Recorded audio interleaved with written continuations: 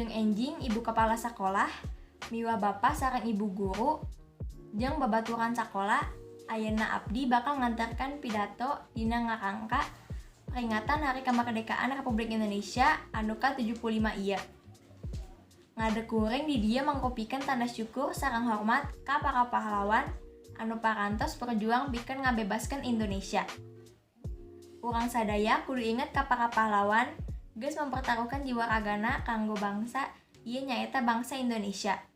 Sareng jasa-jasa guru anu geus ngambimbing urang, ngajarkeun urang sadaya pikeun urang tiasa jadi penerus bangsa anu alus atawa pikeun berguna ka bangsa jeung negara.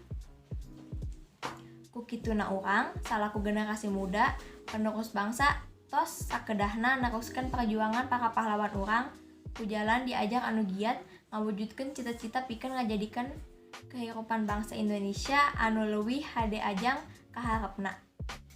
Urang oge tiasa ngahargaan jasa pahlawan ku nyandak upacara secara serius jeung nyanyikeun lagu nasional sebenarna.